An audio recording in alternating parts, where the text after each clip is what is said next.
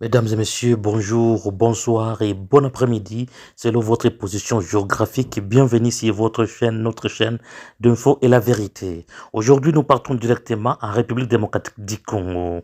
En République démocratique du Congo où les choses se passent tellement graves.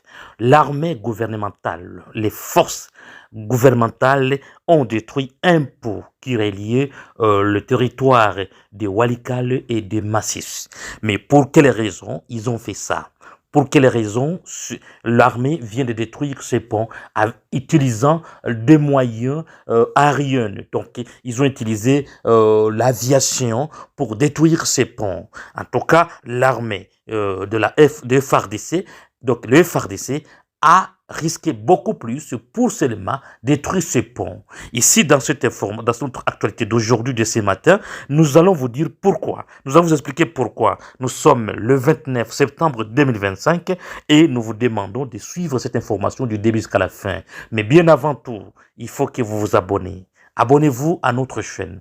Nous avons dit que notre chaîne a été censurée. Ici, là, si vous nous trouvez encore, vous allez nous trouver à notre chaîne ici d'Info la Vérité. Mais il faut vous abonner au maximum. Il faut vous abonner. Il faut que vous soyez nombreux encore à nous suivre. Nous voulons encore récupérer nos abonnés. Si vous nous avez manqué, il faut juste écrire Info et Vérité. Vous allez nous voir encore et vous allez vraiment comprendre. Vous savez, ma voix, vous me connaissez très bien. Bon, alors, qu'est-ce qui se passe au juste? Avant d'entrer dans le détail très bien, n'oublie pas aussi d'activer la cloche de notification pour ne plus rater nos vidéoconférences. Activez cette cloche de notification et vous ne raterez plus nos vidéoconférences. Alors, entrons donc dans le détail. L'aviation et artillerie lourde de la coalition des forces gouvernementales ont ciblé et détruit ce dimanche 28 septembre le pont Minjende près d'Empeti, reliant le territoire de Walikale et le territoire de Masisi sur l'axe routier Kichanga-Mwenso-Pinga au nord Kivu. Cet endroit ici, c'était vraiment stratégique pour la République démocratique du Congo. Ces deux territoires sont reliés par un pont qu'on appelle le pont Minjend. Ce pont ici vient d'être détruit. Il a été détruit dimanche par les forces armées congolaises. Ces ponts ciblés faciliter donc la traversée des enjeux militaires au profit de la rébellion dans les combats qui l'opposent à l'armée régulière de FARDC. Il y a quelques jours, les rebelles de l'AFS M23 ont relancé les travaux de construction du pont Minjenje près d'Empeti pour faciliter la traversée de leurs enjeux militaires. Ces travaux avaient commencé juste à la prise d'Empeti par les rebelles et se sont stoppés après des frappes aériennes de l'armée congolaise en janvier dernier. Les rebelles ont redémarré les dits travaux dans le but de faire passer leurs armes lourdes de l'autre côté de la rivière en fait d'atteindre un petit dans la localité de Banakindi. Plusieurs armes de la rébellion seraient jusque-là bloquées à Kichanga et à Kalembe, faute de passage. Les ponts Minjenge étaient impraticables depuis 2 ans. Il a été endommagé par les eaux de pluie. Maintenant, comme vous le savez, la destruction complète de ces ponts entrave gravement, je dis bien, la circulation, donc la libre circulation. Et sans tarder, Bertrand Bisimwa a vraiment réagi suite aux frappes de forces armées congolaises. Et il a dit que ce pont était très important et détruire ces ponts complètement entrave directement et gravement la libre circulation des personnes et des biens dans le territoire de Walikale a réagi.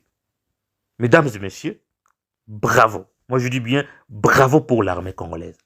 Je dis bien bravo pour les forces de l'armée congolaise.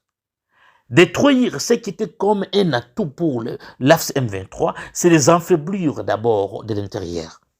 Les affaiblir. Parce qu'ils ne peuvent plus encore traverser leurs munitions, tout comme, tout comme leurs militaires, surtout des armées lourdes. C'est impossible. C'est impossible parce que les ponts n'est plus praticables. Personne ne peut traverser ces ponts. Personne ne peut quitter Walikale pour se rendre aujourd'hui à Massissi. On ne peut pas traverser les choses. Comme, parce que c'est un grand choc pour la M23, voilà Bertrand de 6 mois n'a pas tardé à réagir. Il a réagi vite, tout en mettant en avant que c'est aggraver la libre circulation de la population. Mais la population ne bénéficiait pas vraiment, même à 5%, à 5% des ponts qui étaient là. Mais c'était eux qui bénéficiaient de ce pont. Parce que ce sont eux qui faisaient traverser leurs armes, leurs munitions. Ce sont eux. Alors, qui ont perdu? Non, c'est l'AFC M23 qui ont perdu. Ils ont tout fait pour d'abord réparer ces ponts. Tout faire en mois de janvier dernier. Ils ont tout fait. Pourquoi? Parce que ces ponts d'abord étaient abîmés par les eaux de la pluie.